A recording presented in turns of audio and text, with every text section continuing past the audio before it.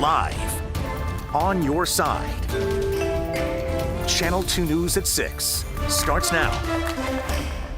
And we begin tonight with new information about a story we first brought to you a few days ago. I'm Dave McKinley. After a major settlement reached by the State Attorney General's office involving alleged mistreatment of patients at a Buffalo nursing home, the families of those patients are speaking out. 2 on your side's Alyssa Clausell joins us from the newsroom with more. Alyssa?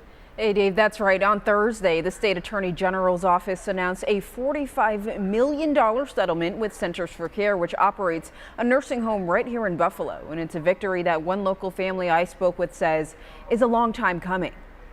Buffalo Center for Rehabilitation and Nursing, again owned by that parent company Centers for Care, will now have to increase staffing and resident care after alleged reports of mistreatment that had been taking place for years. It's mistreatment that James Quinn Jr.'s father, who was in the dementia unit, experienced firsthand as a resident in Buffalo Center in 2020. Quinn recalled coming to pick up his father one day only to find that he was outside alone wandering the streets. After checking him into ECMC, he decided to report the facility to the health officials.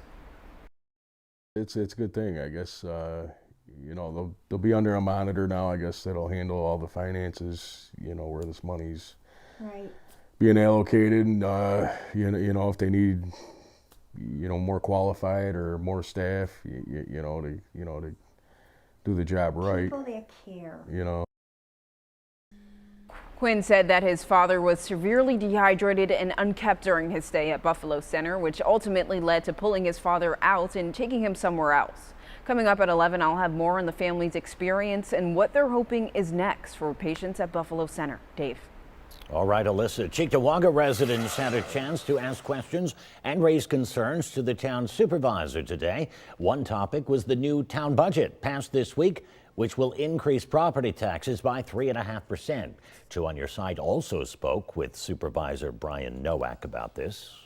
The tax increases, it's a little more than usual, but you know, in the past few years, 2022, 2023, 2024, all 3 of those years together, there was a combined 3% tax increase while the spending went up 10%. So one of the problems we've got right now is the budget is a little bit out of balance, just to be straight with people, and there's going to be some work to do in the next year or 2 to get all that back in line. This was the 4th such town hall held this year, with more planned in the future. Dozens of job seekers came to West Seneca Community Center for a career and wellness fair today. The town's Chamber of Commerce brought in several local businesses looking to hire, along with guest speakers on health and wellness.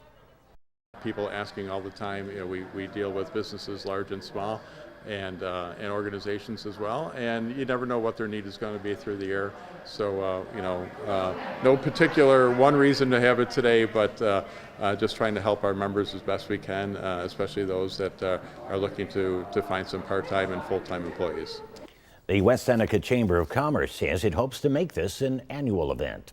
Residents of Buffalo's East Side today had a chance to receive a free turkey from MMB Realty Group, which held its annual Thanksgiving turkey giveaway at Mount Olive Baptist Church. The company says it seeks to help those in need, especially during the holidays. Our goal is always to communicate, be a part of the community, so that we become a group that they trust. And this is our way of giving back, saying thank you for those who have trusted us and used us for our services. 1,000 turkeys were given away today.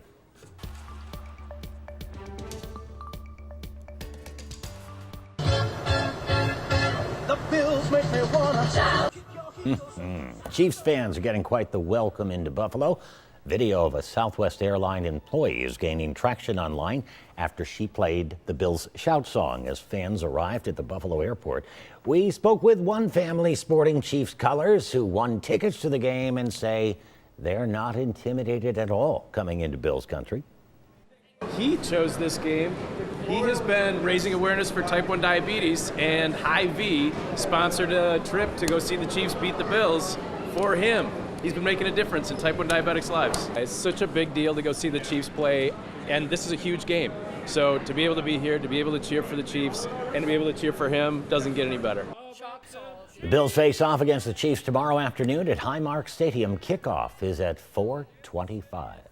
Sports junkies gathered at the Buffalo History Museum for a collector's show today, checking out Buffalo sports memorabilia while touring the museum's Icons exhibit. There's some great older Bills stuff, championship rings, banners. There's some interaction items that can be dealt with. There's items going back to the 30s when the Bisons won championships. It traces just about everything that you can think of, except, of course, a Super Bowl, but who knows, maybe soon that'll happen. Maybe. Sonny there says his favorite item on display, a mason jar filled with water, which was melted ice from the last hockey game played at the Aud.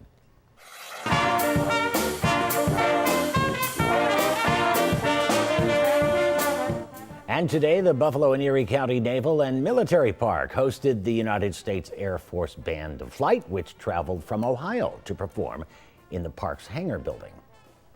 But they are a 15-member band out of Wright-Patterson Air Force Base in Ohio. Their main mission is to support the Air Museum that's there. And so we're basically doing a very similar set that they would do there at the Air Museum. Every hour at the top of the hour, they're performing a half-hour set to entertain the people who are coming through there. By the way, next Sunday, November 24th, is the last day of the season at the Naval Park. Speaking of all things seasonable, it is time now to get a check on your forecast with Paul Hare. Paul? Hey Dave, beautiful day in Western New York. We're a little bit above average as far as the temperatures are concerned, and that's going to continue for the rest of the weekend and the first part of the week here. Take a look. We have high pressure in place, just some clouds right now for portions of the southern tier, but the north towns really not a whole lot going on. As I mentioned, that high pressure in place, and that's going to remain in place for tomorrow as well, keeping us high and dry, including for the Bills game. So let's take a look at future look here. Not a whole lot of activity until the very early hours of Monday, when we do have a relatively weak front moving through that's going to bring us some very brief precipitation, but then that passes through. This is really what we're keeping our eyes on. Midweek, we are seeing a rather significant low pressure system setting up that could be bringing us a decent amount of precipitation as we go through Tuesday into Wednesday, and then possibly a little more as we get towards the weekend. Possibly the S word. We'll talk about that. But let's time things out a little more closely here with future look.